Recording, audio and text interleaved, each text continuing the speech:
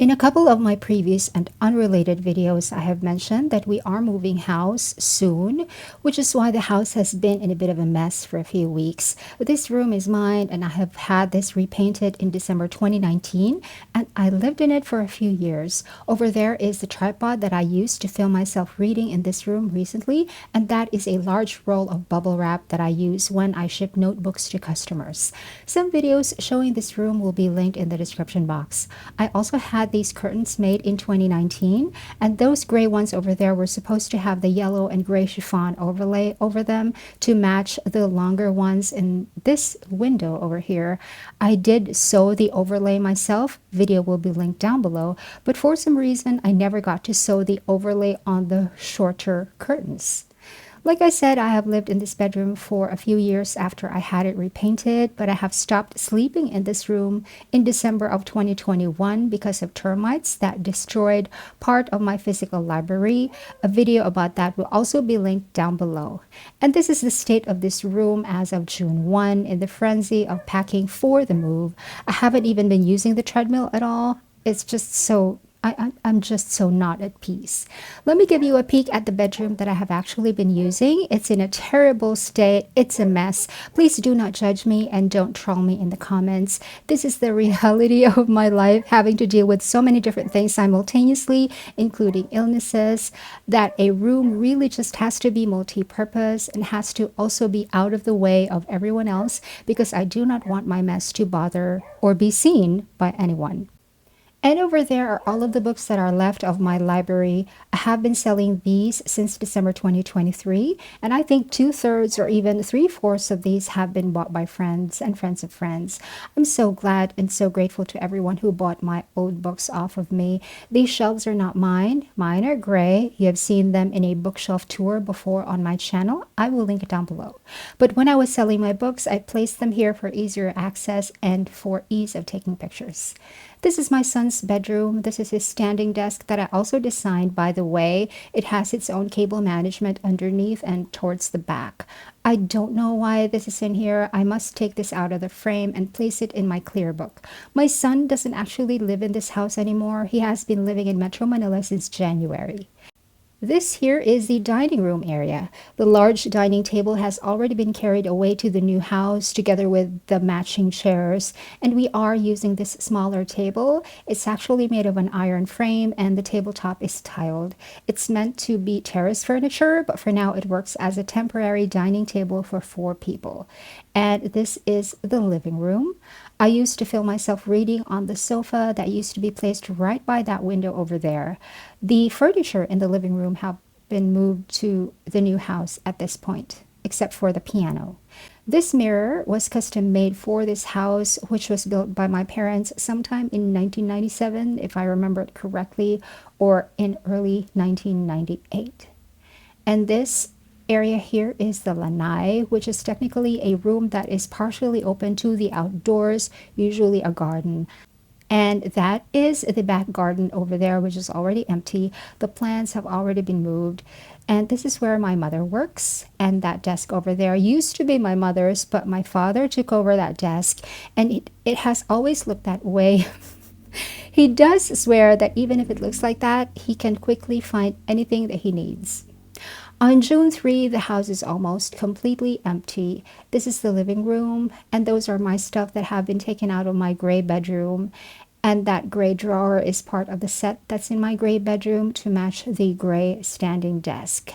But some of the stuff here don't belong to me. That TV belongs to my parents. That used to be on top of my dad's messy desk.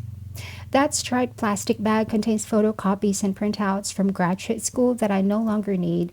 That entire thing will be going to a friend. This is the kitchen, partially packed. The lanai is now almost completely empty. And by the way, our liquefied petroleum gas has always been placed there outside of the house for safety. It used to have a little roof over it for when it rains, but that's already been taken away for the move. And here is the master's bedroom.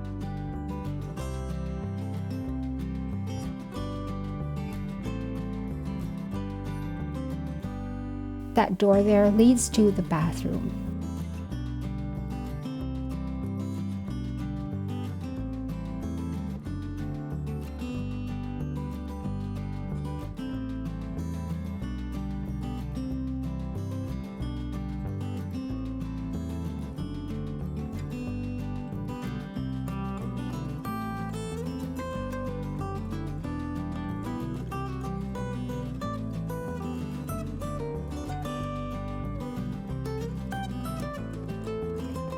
Oh, this is mine. My mother doesn't need it anymore.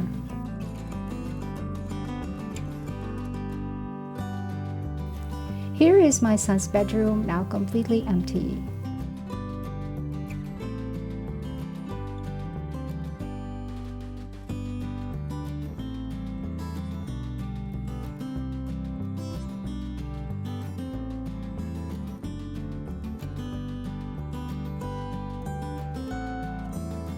And here is my gray bedroom. That monitor is a Cintiq that belongs to my son. He didn't bring it with him to Metro Manila because he said he didn't need it anymore. My current bedroom is still a mess, completely not packed yet at this point. I'm actually the only one living here, and Yaya Miling, who needed to stay because I was still here. June 4, a Tuesday, is moving day for me and Yaya Miling. Only the piano is left in the living room because that one needs extensive repairs. I made that cross-stitch project many years ago, and that's left behind because that needs to be taken apart and cleaned and reframed. Kitchen is already packed, and this is Yaya Meling's bedroom.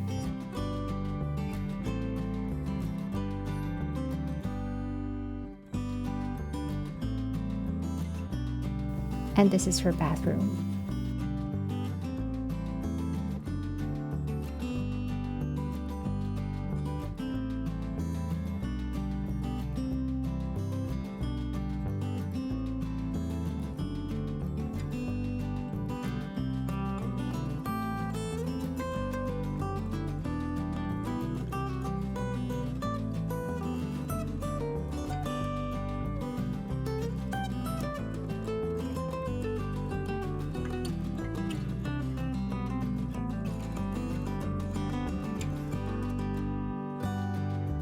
This door is actually the real door to the master bedroom, but because my parents also stay in the lanai a lot, it just made more sense to keep the sliding glass doors open all the time and use that.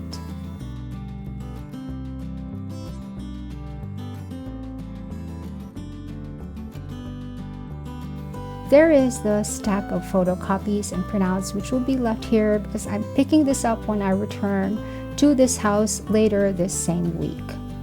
My son's bedroom, but his air conditioning unit is left behind because it also needs to be repaired.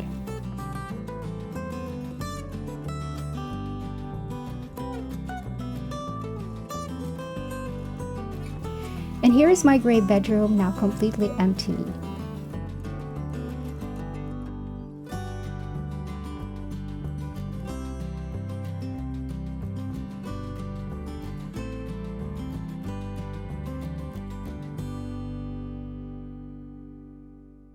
This is the bathroom that I have used ever since I moved into this house in the late 1990s. And this is my bedroom that I have been using since December 2021. Now, this house has to undergo massive repairs because of termite damage, and the plumbing also needs to be updated, and I think also the electrical. It might be placed for sale afterwards because we're all migrating to a different country in a year or two. My son is leaving the country maybe in December. My parents are leaving for a different country next year, and I'm also leaving for PhD. I did load some of my stuff in my car. Over there, I have the shredder top because I'm using the shredder catch container to carry a bunch of loose, small things. Later that same afternoon, I had a panic attack because I honestly did not really want to move house because it's 1 hour away from everything I need. But I had nothing left in this house anymore, and even if I initially planned to drive myself this day, Jawad came in anyway to drive me because he knew I was not feeling well.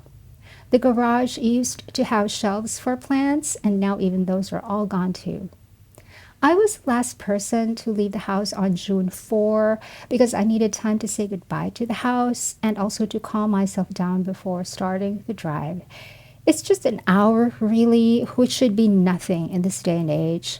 I mean, I have lived in Metro Manila for 15 years, and just going from my home in Makati City to my work in Pasay City already takes an hour every single morning. And it takes even longer going home because of traffic. And when I moved to a dorm, going to school from my dorm in Malate to my school in Quezon City takes 2 hours every single time. So moving to a different house that's an hour away from Naga City and going to Naga City every once in a while for errands should be nothing, like it's just an hour. But still, I did not feel happy about moving. Along the way, Jawad and I got an early dinner at Big's in the town of Pili, which is somewhere between Naga City and the town that we are moving to. We did not have to hurry at all because my mother updated us that they were still moving my bed and mattress into my bedroom, and she wanted the room to be ready for me to lie down in right after I got home. She knows I wasn't feeling well. Now, the house that we are moving into is actually not new at all. The very first person in the family to have owned that property was my paternal grandfather, Heriberto. Someone owed him a large amount of money but could not pay him back in cash, so the person gave him that property instead. It was a small house on a very large lot. Eventually, the property went to one of Heriberto's sons, and then after that, it went to my father, and then it went to the family of Kuya Mario Moll. But since 2016, it has been with my father again, and that's when he had it renovated. And that is the state of the house now that we are moving into, or that I am moving into, because more recently my parents had a new 2-story house built right next to the original small house. They will be occupying that new house until they migrate to a different country, and I will be staying in the original house until I leave. This is my new bedroom. If you can notice, it's the exact same shade of gray of my old bedroom in Naga City. This was my requested paint because I wanted it to match my standing desk and the drawers. That same night, I managed to use my oil diffuser again. This is just a very cheap one that I purchased online sometime during the pandemic, and I really like it a lot. I just use either lavender or peppermint oil with it, or a combination of the two. The next day, June 5, I decided to have my curtains laundered in town. These are the short gray ones that came from my old bedroom in Naga. The curtain rod for it has already been placed at this point. And then I also had a short headboard made. And my original plan was to wrap the piece of wood in a medium gray wallpaper, very similar to the color of the rest of the bedroom, and have this entire wall behind the bed wallpapered with a bold pattern. That way it's going to be a statement wall. Later that same day, after I spoke with the seller about the price of the wallpaper that I wanted for that size of wall, I found that it was too expensive and I actually could not afford it. So I decided to get a bigger headboard made and just place the bold pattern wallpaper on that one instead and leaving the wall alone.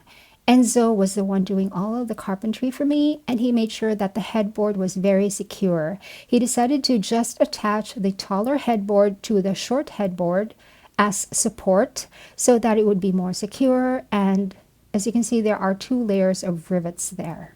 Later that same day, I went back out to the town center to pick up some things from a hardware store. I also chanced upon a watch repair stand, and so I was finally able to have my leather watch band repaired. The flap at the back of one strap kind of loosened up and had to be glued back into place. And I also had extra holes placed into a new watch strap.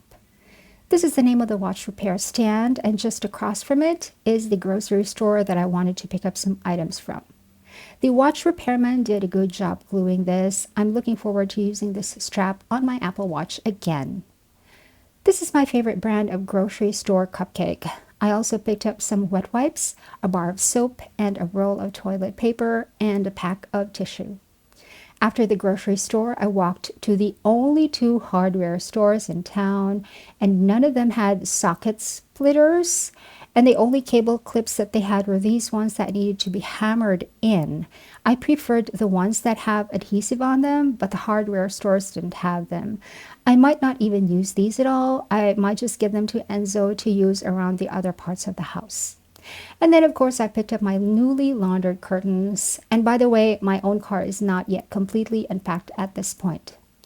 At the end of the errands in this literal town, I decided to drop by a restaurant for some food. I had tocino with egg and rice and a small Coke.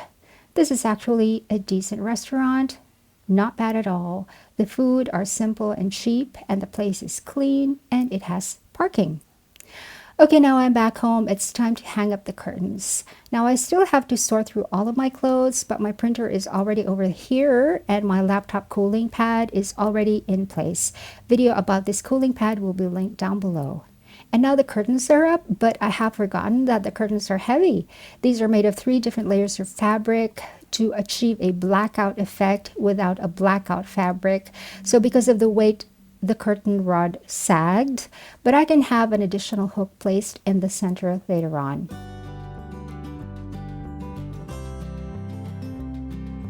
Okay, there are still so many things to sort through and organize, and I have to wait for that wallpaper to be delivered.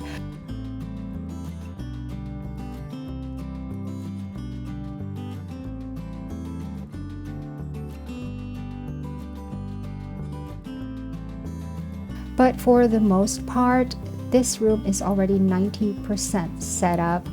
I really just hope I can get a lot of work done here.